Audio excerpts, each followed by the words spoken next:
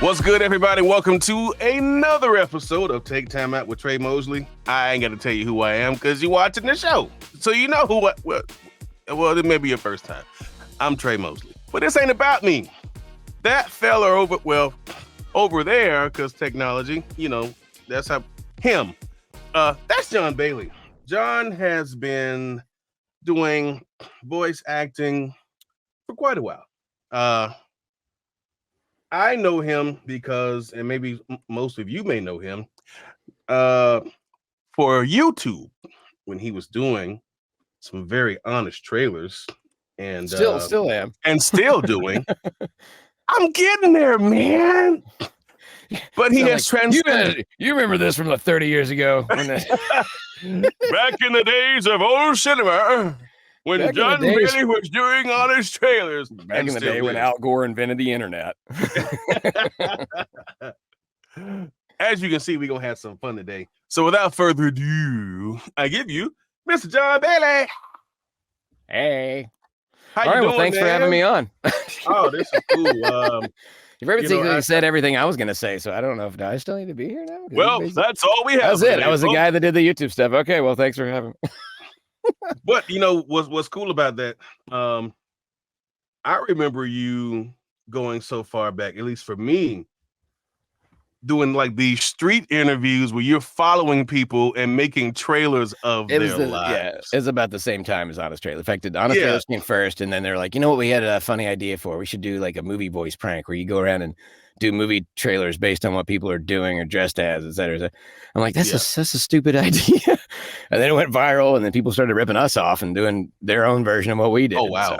So now I get compares like, you're just doing a story time with Thomas. I'm like, no, Thomas Sanders took it from us. That's how old we are. Facts, exactly. So tell us how, some people will say, well, I never really thought about doing voiceover, but when someone says you had a nice voice, and then they did all the necessary steps and got into it. Were you someone who wanted to always pursue it? No, my story is not exactly the same as the most people that I hear when they're when I hop into a live stream on TikTok or something. I'm like, oh, hey, what's up? I'm a voice actor. They're like, oh, you know what? I want to be a voice actor when I was young. I thought I always wanted to be a voice. You know what? I'm going to be every single one of them. All of a sudden, instantly, they want to be a voice actor. I feel like everybody secretly wants to be a voice actor, but I don't think they want to do it for the same reason like people like I did. Because it was not a job I even knew was a job when I was a kid. I didn't know, like, I want to work on cartoons with it. I thought that's what the cartoon characters sounded like. I was just a kid. How am I supposed to know? So I didn't know it was a career or anything even remotely, that you could do as a job until I was in my 30s. So, oh, wow. Yeah. So it was, yeah. I've been at this professionally. I've been at this almost 16 years now. It will be next February 11th. Will be 16 years professionally, but there was 2 years like research and develop before that. So yeah, I was in my 30s trying to figure stuff out. I mean, I knew about it. I knew cartoons, and I started learning some about it when I was in later in life and later teenage years. My older brother was like just doing research, trying to figure stuff out back when Google was gathering information from actual people, and it was being organized and compartmentalized. And there wasn't a lot of information about voice actors. My brother was like really into like who did what and getting pictures of people. So that way, when you type in Frank Welker, stuff actually shows up. And so I just kind of got interested in like, oh, so that's the guy who does the voice of Optimus Prime. We didn't really know back then, 80s cartoons. They just put everybody who worked on the show. They didn't tell you who Papa Smurf was. They never told you who their role was. Yeah, we had no idea. I didn't know who Optimus Prime was. So it's something I always thought was cool when I was a kid. And I heard, it was actually Voltron. It wasn't Transformers, but I heard Voltron's intro.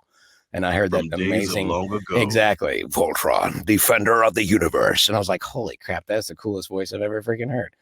And it was it was kind of a seed more than anything else. But it was like, that would be really cool to be like that voice one day that people go, whoa, I can't believe that voice came out of that person's face, or that voice that makes people pay attention, But I didn't know that full circle I was going to end up being Optimus Prime for some stuff and being lots of Transformers and lots of things, which is like my favorite franchise to work for.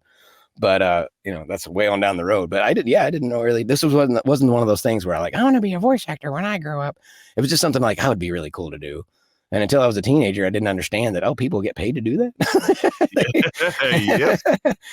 I still didn't think of it as a career option though until I still had to be fair. I was like in the middle of nowhere, first discovered what YouTube was, and somebody's like, well, they have a studio that, I found it on a MySpace ad. It was like a pop-up. It's like, oh, look, there's a studio for voiceover in Memphis. And I'm like, yeah, stupid though. I'm like, well, what's the worst that can happen? They can say no. I'm like, oh, that's a good point. If the worst that can happen is they say thanks, but no thanks, then, no skin off my teeth. It cost me a few minutes of my time and a little bit of gas, but that's not worth being nervous and worry about. So yeah, I just went into the studio, and it wasn't one of those things where I'd always been told I had a great voice. When I was younger, people didn't really think much about me doing impressions. It was just like, oh, he's the weird little kid that does voices, So it wasn't really like he's going to be a cartoon voice actor one day, or he's going to be a movie trailer guy one day. Nobody thought that. They all thought I was special, but I don't know if it was the good kind of special. Because back then, special didn't mean what it means now. Yeah, special was something else. It's funny. I too grew up in an environment where I was that kid who did impressions, who had this wild and vivid imagination, and your family just goes, gotta watch that one there. Yeah, that's the weird one. Why is he walking around with a British accent? Yep. This is Miami, Florida. And yeah, I was the kid riding the broom because I didn't have the toys to be a horse or whatever, This is always an imagination, always creative, always doing voices. Yeah, that was me. I even remember my kindergarten teacher. My kindergarten teacher still follows me on Instagram, by the way. Wow. And so she started with me in K5 and taught me through third grade. And I remember getting a comment from her a couple of years ago where I announced one of my first like big recognizable roles that even she would know. And she's like, I remember when you brought Transformers to toys to school and you were doing the voices for all of them. And I was like, yep, nothing much has changed, really. Except that I'm not in the school anymore. No, not anymore. Thank goodness. So tell us about transitioning. You're from Memphis. Originally, yeah. Shelby County. All right. Shelby County in the house. I spent a couple summers there. Well, as soon as I saw your profile, it said Grill Master. I'm like, oh, we're bros. Oh yeah, absolutely. They don't understand out here in LA. They don't understand. We invented barbecue in the South. They have no idea what they actually have places out here that serve Memphis barbecue. All I can think of is that J.K. Simmons meme from Spider-Man. Like, you serious?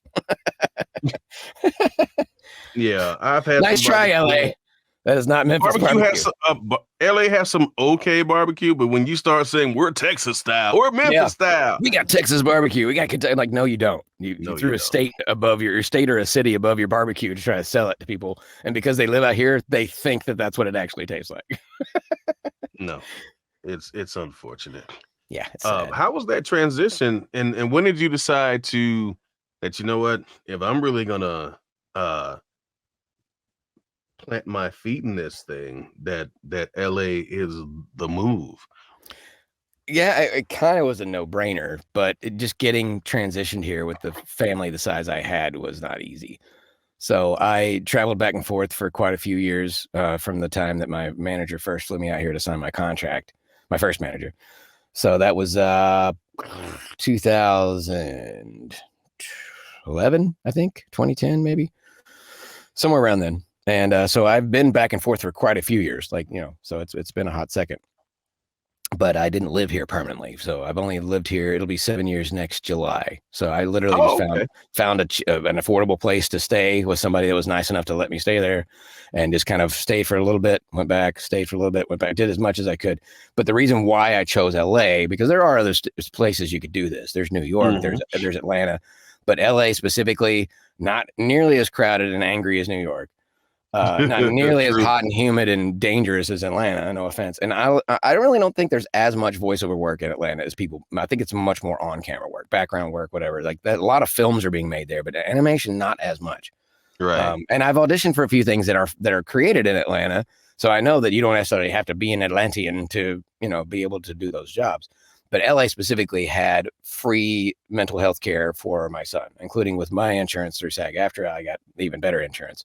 So it was like all the best options I could get for him. Almost all of it is free or at least covered by the insurance. So it's not out of pocket for me. So it's kind of like I can do my job there. He gets better care, and he has made tremendous progress just being in here. I feel like I'm freaking made tremendous progress, very bigly progress. He now has a dog, beautiful dog.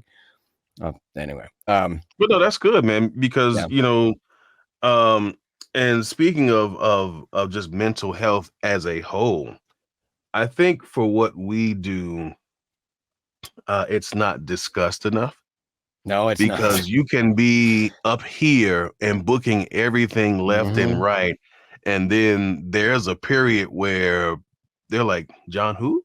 Yeah, I And mean, let's look you, at the cautionary tale of Matthew Perry. I mean, you can literally be making $1 million an episode on the most popular show in the world and still end up depressed and you know. Yeah, I mean, yeah, so yeah, and I get that this town really does have that feeling of just constantly having your life sucked out of you with a vacuum cleaner because you do 1,000 auditions and you book a couple of them and you think I'm not doing good enough, I haven't kissed enough butt, I'm not in the right place, I'm not skilled enough, I hmm don't have the right representation. You go through a million reasons why you, and then it starts to create self-doubt, and then you have insecurity issues about the lack of confidence, and then it affects you to be able to get hired more because all of yeah, a sudden you're not doing as good a job. So yeah, it is a lot of mental health involved, and a lot of people are like, oh, you must be rich and just have all this free time in the world because you have a home studio. I'm like, you just really don't know what it's like, do you? Like, there's so much effort, like they back have and no forthing, and they idea. just have no idea how much work is actually involved in this job. It is still called a job, guys. It's a job. Absolutely, it is a uh, job.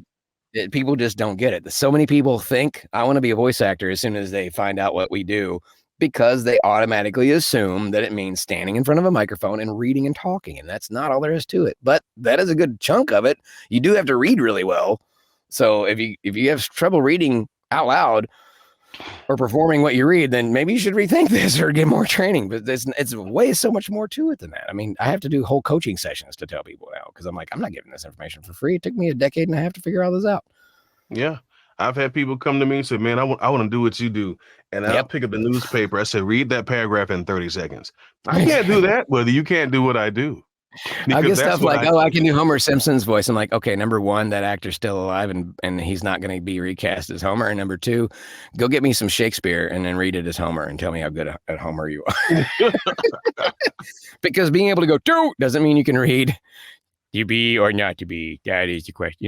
That you can't just say stuff. You can't. People think that they can do one line. They can go, oh, and I'm Mickey Mouse. I'm like, no, dude. It so feels like what people think voiceover is compared to what it's actually like. hmm What it's like if you guys think it's on the skill level of going to a small town like school or church carnival where you throw ping pong balls and if it lands in a goldfish bowl, you get a free goldfish.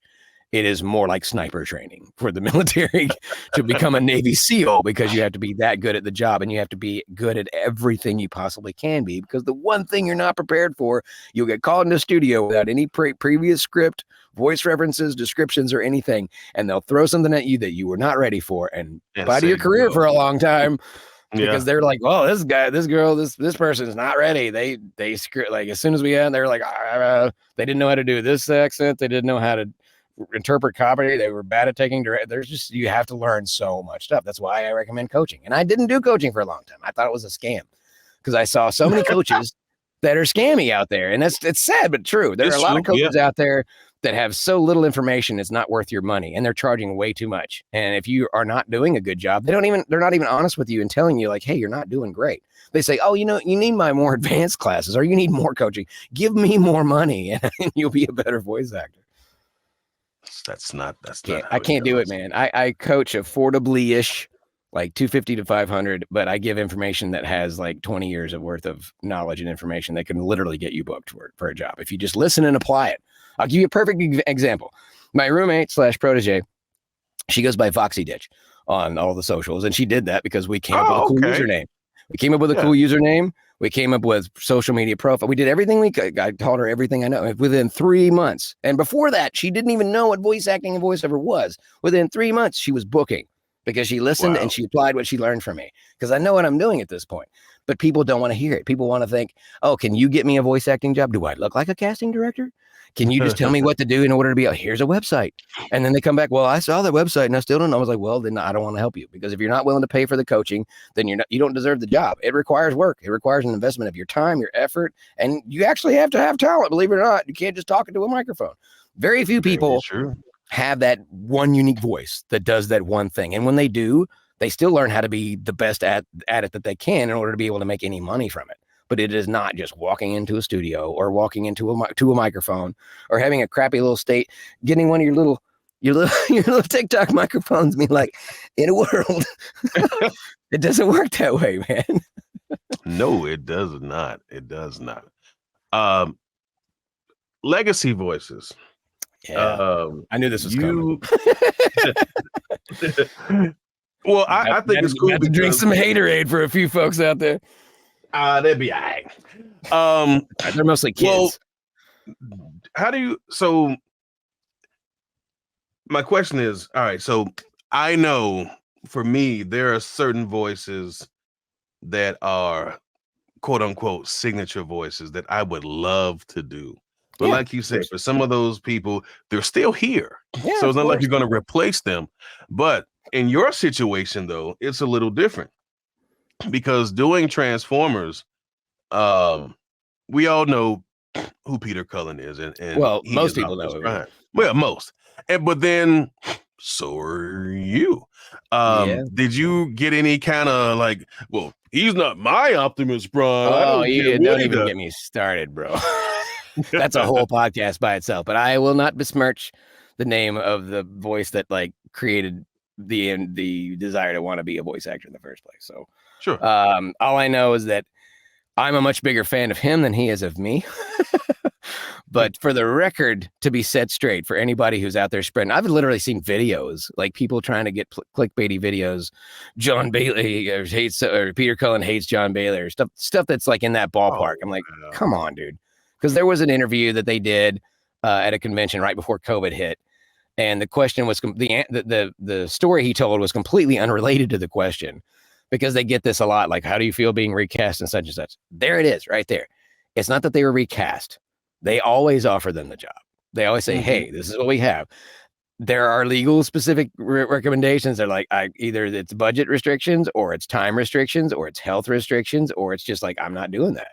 Or you're going to have to pay me this much money in order for me to be able to do it. Or I'm sorry, but I got a conflict. There's a reason why John DiMaggio couldn't be Bender for the video game. He just had a conflict. He couldn't do it. Yeah. And I was not going to submit. I had messaged John, like, I'm not doing this unless you're, he's like, no, I'm not doing this one. But when the Futurama show came around, he's like, yeah, I wanted to, but that had nothing to do with me, you know? Oh, so I'm like, yeah. So, okay. So I just ask first, If you have a way to ask them, like, just ask first, because if they're auditioning for a character, that means they're trying to undercut the actor.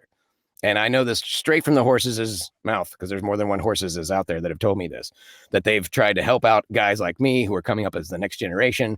And they're like, oh, you're my biggest whatever. Like, oh, I'm going to help you out. And then he's like, okay, well, in this situation, don't go in. I don't want to see you in a recasting situation and see your face there, because I'm teaching you the right, the morally ethical way to do this. And as soon as the recasting came up, they see the guy there. And it's like, man, no wonder they don't trust us. And I've heard this, specifically about one particular property that I won't mention by name, but there was one guy who was considered one of the big actors who just does it for a lot less than the other actors do. And they constantly are taking roles from that guy and giving it to the other guy, because that's just how competitive this thing is. But I would personally never, because I've had an audition for like SpongeBob, and I messaged Tom Kenny and I'm like, hey buddy, they're auditioning for SpongeBob. He's like, you go on vacation one time in 27 years. And it was just a temporary audio thing, but he was like, they're extremely grateful. Don't tick off the people who do the voices that you want to be. Don't tick off your legacy favorite people. I don't do that on purpose. I always double check. Is Peter Cullen able or willing? Or Frank Welker, or whoever it is. But a lot of these games are things that they're not going to fool with. Mobile games, these little sizzle reel, the YouTube, ads, stuff like that I do. Yeah. Voices for toys. They're basically going to say, it's not in my budget. The reason why I did the post-production ADR stuff for Optimus Prime for Bumblebee movie was because he refused to do it. And I don't know why people are giving me such a hard time on the internet for it, saying stay in your lane and literally threatening me in my life over stuff like this. Because I'm like, look, I wasn't the final voice in the movie, guys. I know he complained about it, but he's the only one complaining about Bumblebee movie. Everybody loves the movie. Everybody loves Optimus Prime in the movie. He was complaining about how the close-ups look bad and the mouth, because he had to do a bad impression of me doing a bad impression of him. It's like, it sounds kind of like you're a little concerned because I did a good job. That's what it sounds like.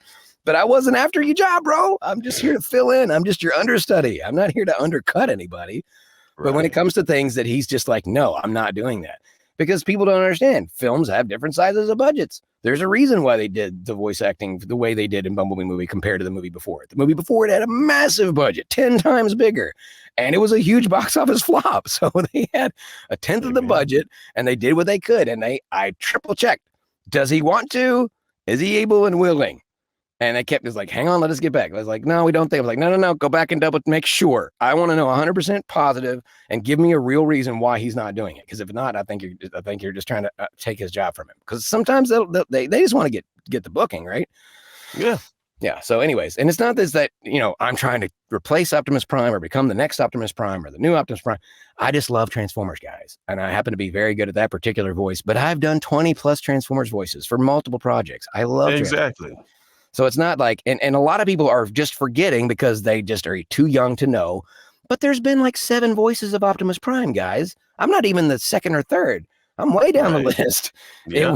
It was Peter Cullen, then it was Gary Chalk, then it was David Kay, then it was Neil Kaplan, then Rick Sellers does the American greeting cards and some of the toys. That is correct. There's I'm way down. Jake Fouché for the anime stuff. Then me, and then Alan Tudyk, and I'm just kind of mixed in there, guys. There's a whole bunch of folks. Be mad at everybody. Don't be mad at me.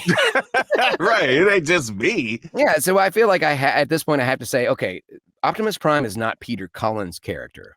Optimus Prime is Transformers / Hasbro's character. That's what a legacy character is. They own that character. He is iconic. He created that voice. He's an amazing voice actor. He's perfect for that.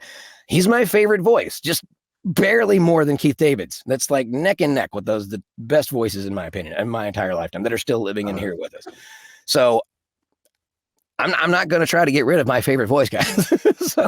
But yeah, that does happen. The legacy character comes out and there's an issue, or somebody ages out, or they retire, or they have health defects or time limitations, whatever. There's always a reason why that happens. There's a guy that does more than one guy that does Donald Duck.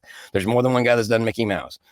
Very rarely has it been like there's been one voice of SpongeBob, but now that's not true anymore. Now there's a new little kid show where there's a kid doing the voice of SpongeBob. I mean, how many times have they recast Dora the Explorer?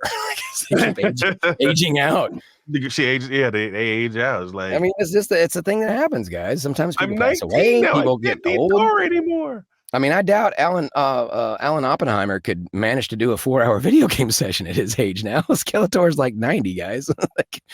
There's a reason why Mark Hamill came in as the new Skeletor and not Alan Oppenheimer. And I think, fans are just, I don't know. Some fans are just obsessed with a thing, and they have to realize that it's a business. Yeah, from our side, we see it as we get an opportunity to lend our voices to some great characters. Yes, the stuff that made us want to do this job in the first place. Yeah, and we get it. We know that Peter is the guy who's the original voice, and everybody heard it. But guess what? He can't voice every iteration of Optimus Prime. He wouldn't have time to do it. So you got to find other people to do it. And 100%. You happen to be one of them. And I think you're dope. I appreciate that very much. Thank you. To those who out there like, well, he's not mine. The thing is, everybody has their version of it. Like my kids, their Optimus Prime was David Kay. They watched Transformers animated growing up.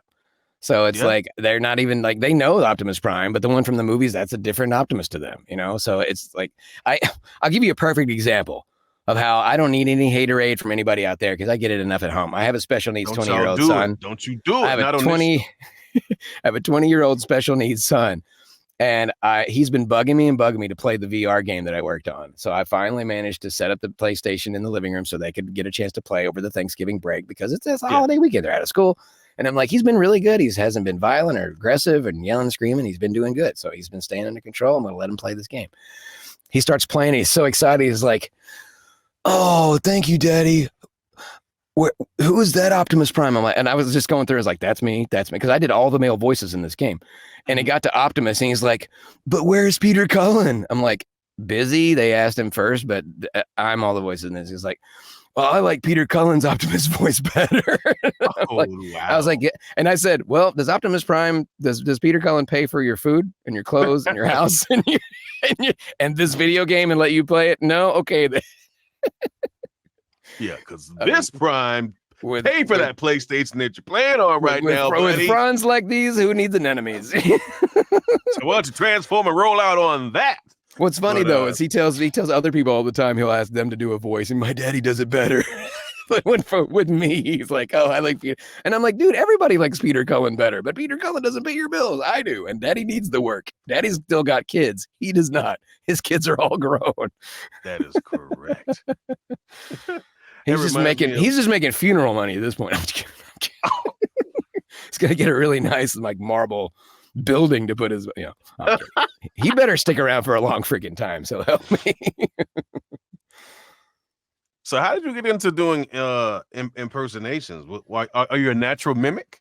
Well, for starters, there's a difference between a sound-alike, like ADR voice matching stuff, and just doing impressions and doing mimic sound-alike stuff.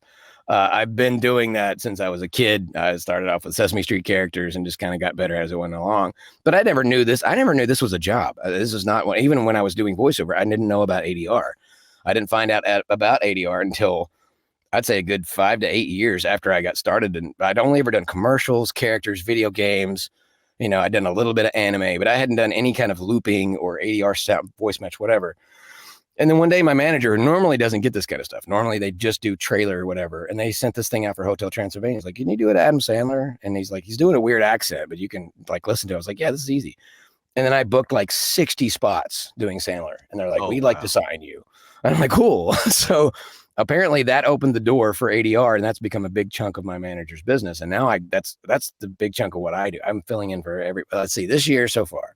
Let me think. I filled in for Ryan Reynolds, for Chris Hemsworth, Steve Buscemi. Was the other guy I'm thinking? I'm blanking on the name.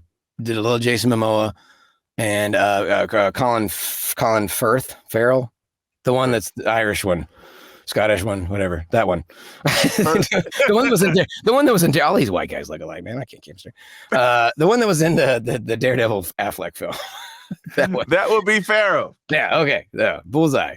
So yes, yeah, I fill in for people all the time, and it's more than what you think. It's sometimes it's you can always tell when somebody has done. Well, you may not be able to tell they did a sound alike, but you can tell the difference between when they got a sound alike to do a line for a trailer and when they cobbled it together like Frankenstein's monster. Because when they edit together a sentence, you can there's one recently. Bryan Cranston plays a guy in it, and they edited together his lines so bad it is monstrously like you could tell. Usually, if they want it to sound smoother and better, most of them will hire an ADR guy to come in. Like, Bryan Cranston's too busy. We need this done in 15 minutes. It's mainly because of the time limits. They're like, we just need to sound like to fill in this line. So I'll come in and do Bryan Cranston's voice. We're done when I say we're done. And then they'll slip that line in. Nobody even knows it wasn't me. I don't get credit for it. It doesn't go on IMDb. It still pays a decent amount of money. And you can do lots of those jobs. And because it's only 1 or 2 sentences, those jobs are super quick, especially if you're good at it. But I have to be a different kind of good. I can't just be like, oh, that's a good impression. It has to be like, oh, I didn't even know they replaced the voice. I had no idea that was you. And that happens all the time because I have to be that good. In fact, one of the biggest compliments I ever got, I get to work in person with Michael Bay, and not tooting Michael Bay's horn or anything, because I mean, we all know. But while we were there, I was filling in for Ryan Reynolds for a film, and I heard him not talking directly to me, but talking to an engineer, and I was standing a little further away from him. He goes, man, he's not only sounds like Ryan Reynolds, he can act as good as Ryan Reynolds.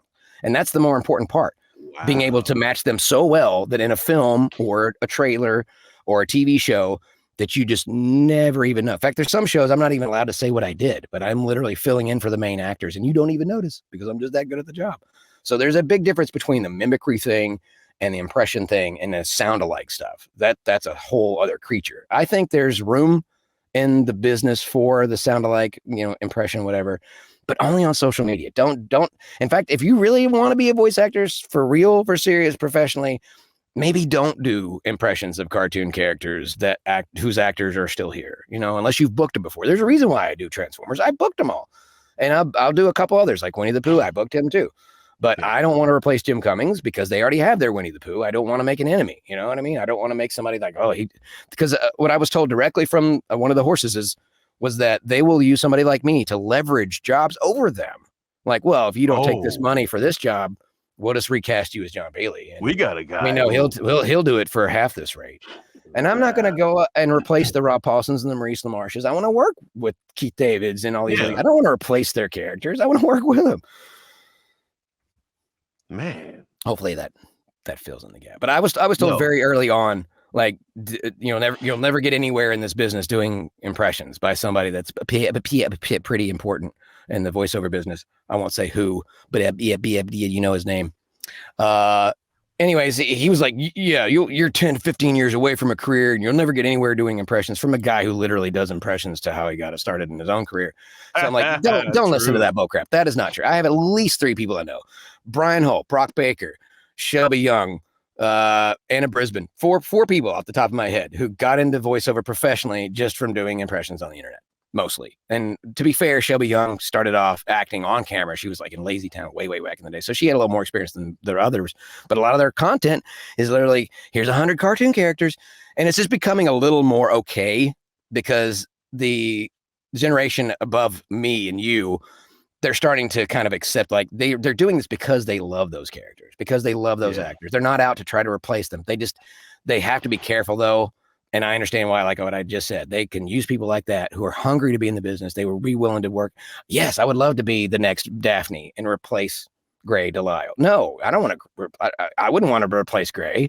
I would want to start at the bottom and be like, oh, I want to be a background character in a thing that Gray's in, rather than be like, oh, I'm the new Daphne. Sorry, Gray.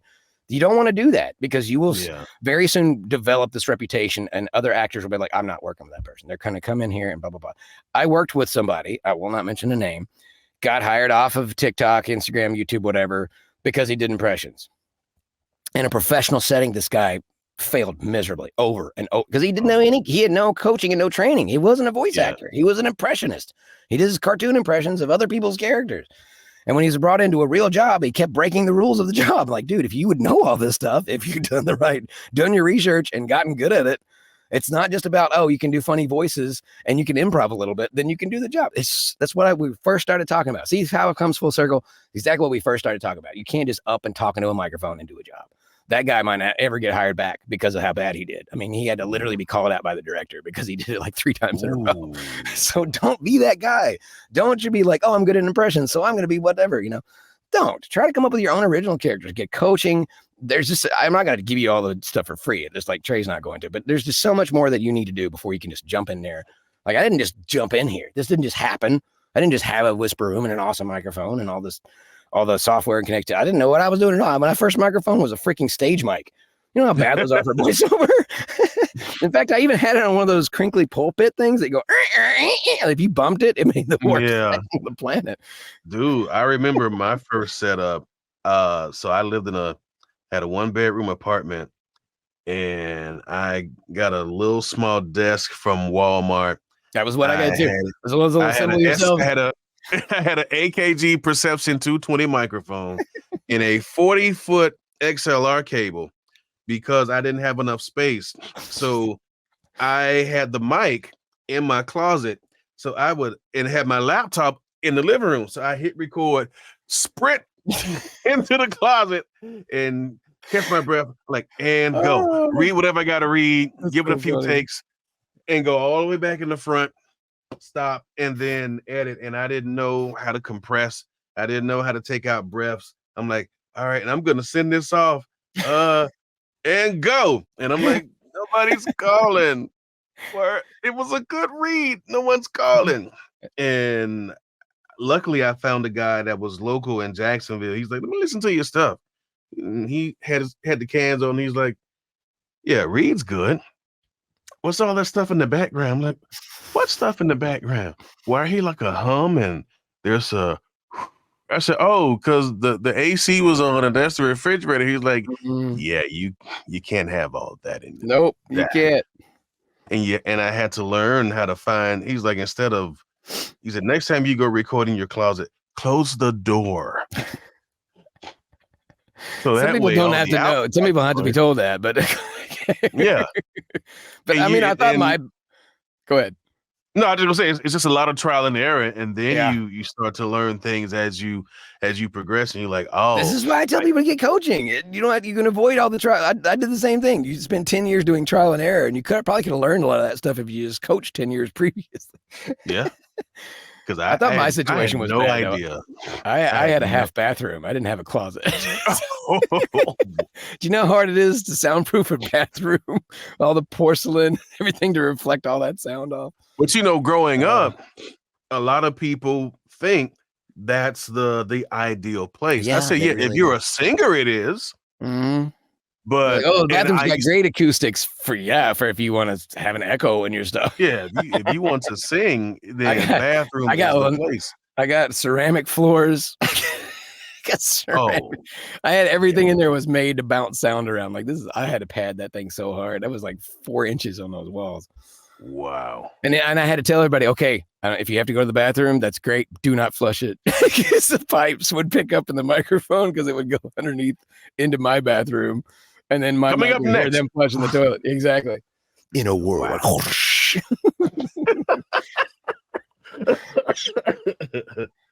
That's I talk to people now. I don't coach as much because I don't have the time. But every now and then I will get people who will say, hey, I got this thing. Will you take a listen to it? And I'll listen to it. I'm like, all right, so what's your question? Well, how does it sound to you? And I'll hear certain things in the background. I'm like, well, first of all, change your battery. Because and every time you're talking, I'm like, what is the beep? Oh, that's my smoke alarm. Smoke Like, detector has got a battery out. They're trying to record. so change that first and foremost. Jeez. Everything else sounds pretty good. The worst situation I had was there was a. It took me a long time to figure it out, but basically there was a power cord too close to the microphone cable, and it was just causing this buzz that I could not freaking figure out. Because the Rode NTK has its own separate power supply, so it's okay. So it has a beep. It has a beefier sound, but it's like I can't get the cables too close to each other and mess it up. Get that nice hum in it. What do you think is your biggest? If we start from year 1 to year 16, how would you say you've grown as a voice actor? Are you kidding me? In every category. I went from being those people that ask the questions that we were talking about to being the guy who gives the answers. How about that? Good answer. Good answer. A lot of it was exactly what you talked about, just trial and error. I just did, believe it or not, the majority of what you need to know is free on the internet if you just know where to look for it. In fact, I don't think D. Bradley Baker loves me. Like he barely knows me, but it was probably not the best idea to introduce myself as like, oh, I did the voice of your characters for the toys and commercials, because he didn't get those jobs. But that's just how Hasbro works. Like they don't do the main actors for anything other than the AAA titles, the movies and the shows. Everything else is sound alikes. And that was one of my very first jobs, second month doing at auditions, and I booked Star Wars. So I was really proud of it, but I was also like, I've only been a professional for a few years when I met DE, so probably not the best way to introduce myself. Anyway, he made them an amazing website called iwannabeavoiceactor.com for people who keep asking all of us that same question. And I'm sure Tre's got it a million times. I know I've got it a million times. But there's a longer answer to my question. I did write a little book, and I haven't published it yet. But the basic info is out there. And there's plenty of other sites out there like it. There's just research it, man. I mean, I doubt anybody's even gone to their the closest major city. This is an easy tip for anybody. Go to Google. If you know what a Google is, it's worth a Google. Google it if you don't know what Google is. Go to Google and type in post-production and your closest major city, and you'd be shocked to find out that there's work pretty close by to you if you live close to a major city. I tell people that at least 3 times a month. I just told someone that nobody knows. They just don't know this stuff. I looked like a week and a half ago. He was like, man, I can't find any work. I'm like, dude, what I used to do and still do. I will Google top 50 production companies in Sheboygan, Wisconsin. Mm-hmm. He's like, there's no work there. I got jobs in Memphis. I didn't know there were studios in there either. You don't know until you freaking look. That's the problem. Yeah. People don't want to look. They want you and me to hand it to them on a silver platter when we did all the work. That's millennials for you, man. I feel sad for the next generation of cartoons being voiced by people who have no idea what they're doing. They're going to be like, cling, cling, cling, drip, drop, water, splish, splash. They're going to be no capping up in the microphone booth, speaking gibberish, no, skibbity in all the lines, yeeting some good performances. No cap, bro. I think there's some good up and coming young talent. There really are. For the most man, part. Okay, I'll give you a perfect example. My two kids always are like, we want to be voice actors, and I'd put them in a little thing every once in a while that I was producing myself. You know what I mean? Like I would give them something really simple and easy to do, but they never expressed any more interest in learning. I'm like, well, I'd teach you if you want to learn how to do this. So I started trying to teach them. They just weren't interested. I mean, they're kids. They have very short attention spans, and kids can be voice actors. There's tons of kids doing voiceover work, and there's tons of voice actors kids who booked voiceover work. So I just like, oh, that'd be cool. But then they never really tried hard. And I said, the first homework that I gave them was like, try reading out loud, practice reading out loud. So that way you get used to speaking out loud and get more confident and build up your security in yourself that you can, say something live in front of other people. Because you got to start somewhere. Never did it. Neither one of them. And then I took them to my agency like an idiot because I was like, oh, they probably think this was cool. I'll be a cool dad for doing this. They'll get to meet some, semi-famous folks and maybe, who knows? You never know who's going to be at the office. And so I go in there and I'm in the booth. When I come back out, my agent wants to talk to me. I'm like, what? She's like, oh, so your kids say that they want to get into voiceover. So maybe we can talk about getting them signed. I'm like, what the freak? They have no experience, no training, no nothing. All of a sudden they want to get signed by an agent. That's not how the business works, but that's exactly what people, the next generation below us, think that's how the business works. Oh, I want to be a voice actor. Give me an agent. No, you have to earn that. They have to feel like you're hireable and you're already making money doing this job, et cetera, et cetera. Exactly. Yeah. No, it's my mom reaches out to me at least a few times a month. Hey, the lady in my church, nice. She does church announcements, and she's like, she wants to get into voice acting. I'm like, nah, mama, we talked about this. She wants to do what you do. I'm like, okay, and I'll call and tell the people. So what do you really do? Here's what I do, and then I tell them. I said, now, do you have a studio you can go to? Well, no. Is there a room in your house that you can isolate and treat so you can go practice and record? And, well, no. Nope. I thank you for your time, ma'am. You have a good day. Thank you for your service. Yeah, it's like, you gotta be ready.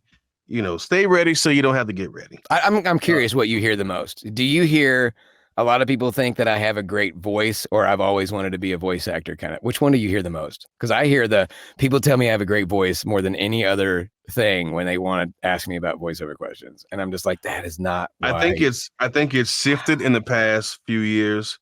It used to be hey, I've heard I've had a great voice, so people tell me. Now it's, watching you work has been so inspiring. I think I want to do that. I get a lot of those too. You're the reason why I want to be a voice actor. Can you get me cast? Can you give me an agent? Can you tell me?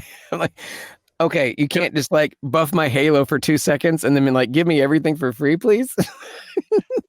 And while I enjoy that, I'm like, look, thank you, first of all, because I'm glad you enjoyed the work. But you can tell people who are really serious about it because when you say, do this thing, they'll go do it. Okay, I've done that. What's next? Okay, now do this thing. Okay, did that. Now what's next? And they're starving. So every time you feed them something, okay, I ate that. Now what? Okay, drink this. Yeah, they're hungry. Okay, I drank that. Now what? Those people, that's my protege in there. That's what she does. She's like, dude, you tell me what to freaking do and I will freaking do it. I helped her get a hosting gig for a trivia show.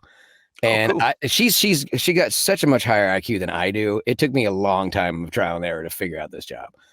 It took me 4 times hosting this trivia show on my day to get as good as she was by the end of her first day. So, because he even pulled me to the side at first. Like I was a little concerned at first because she seemed like, oh, I'm not so sure. But I was like, dude, just give her 2 seconds to warm up. I promise she will get this like that. That's the kind of people that can do this job. The people that are hungry and motivated and they absorb everything like a sponge. They don't just learn it, they apply it and they get as good at it as they can. And they're like, okay, what's next? I got this down. Give me something else. And they're willing to do whatever it takes, And when I say whatever it takes, I mean, obviously there's a few things that I would be like, don't do that. If there's pentagrams and blood and, children involved, There's plenty of that crap in Hollywood already. So We would like. thankfully, this has been a virgin baby eating free job for me so far.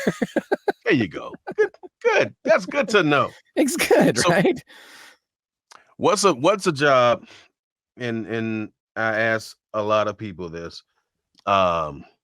If you had the dream gig, or have you already done it?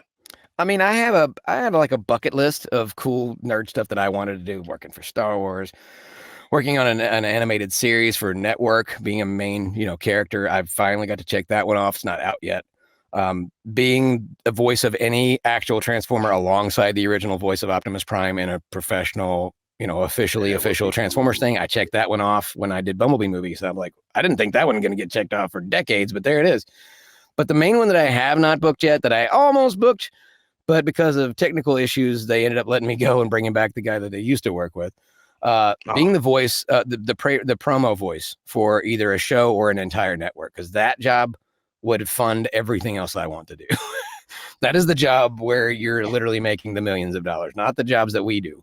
The jobs that we do, we have to go gig to gig to gig just to pay the bills. People just don't understand. Yes, it looks good on paper when you make thousands of dollars a month, as opposed to a few $100 or just barely a couple $1,000s a month. But when your bills, the stuff you have to pay for to live cost almost $7,000 a month, and you have no money left over afterwards, even if you can attain that $7,000. And then there's always, like what happened this month. I freaking got a SAG-AFTRA bill on top of a tax bill on top of your SAG insurance due is $750. They're due at the end of the month. That's, how much money? That's $3,000 right there, bro. Yeah. On. And people don't realize these bills are constantly popping up for us. It's like they finally get it once they're here. Like, man, this job requires you to freaking just keep going and grinding and grinding and grinding. Most of our jobs are not credited. We don't get IMDb credits for them. We don't get residuals for most of them. We're just constantly trying to work. And that's why we're constantly trying to learn and increase our skill set so that we can find other jobs to book so we can keep going, because very few people, we learned it. A lot of people didn't know this, but during the strike, you found out that almost 90% of SAG-AFTRA members don't even make $27,000 a year to qualify for insurance. Yeah. And you know how little $27,000 goes in LA? You can't live off 20. You need 10 times that to live off of that if you have a family like mine. Absolutely. But they will learn. So the hard way, but they'll learn. The hard They never learn when we just tell them, like, we're trying to give. I think people think we're gatekeeping the job.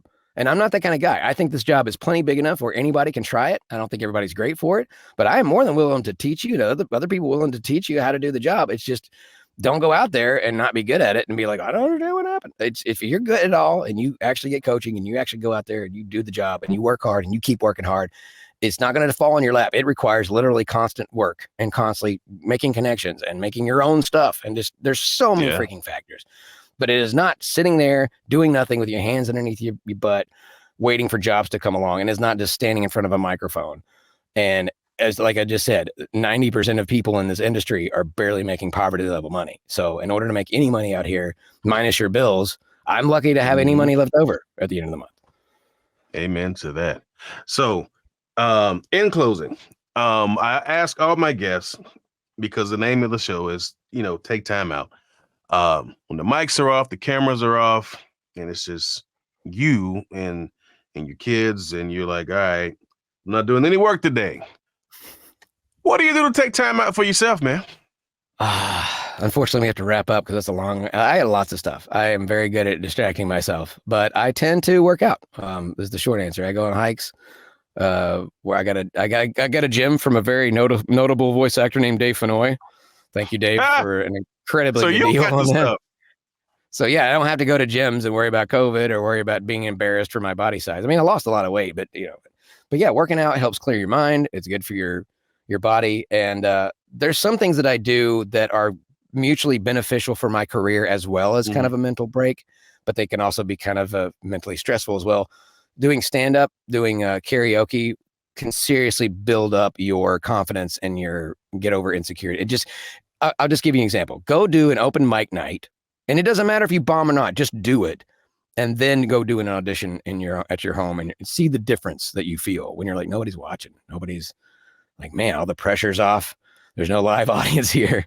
So it's like, it really helps with your job, and it can be fun. You might actually end up being good at it, but it's definitely something to do with your time off. But yeah, mainly just hiking. That's about it. All I right, watch a you lot of heard TV, it, of man. course, but I get tempted to work when I watch television. I'll come up with voices, or I'll come up with ideas, and I'll start writing stuff. Next thing I know, I'm working again. That's usually how it is. How can the folks find you on the socials, man? I'm super easy to find. Epic Voice Guy on every major platform, and also website, but it's being updated, so just ignore the information that's on it. But it is going to be updated soon. There's so many cool things coming out. I've been waiting to update my demo for forever, and I learned from a couple of very big voice actors back in, like, you have to update your demos like at least once a year, sometimes twice a year. And I'm like, man, I haven't updated my demo in like 5 years. I've just been too busy to do it.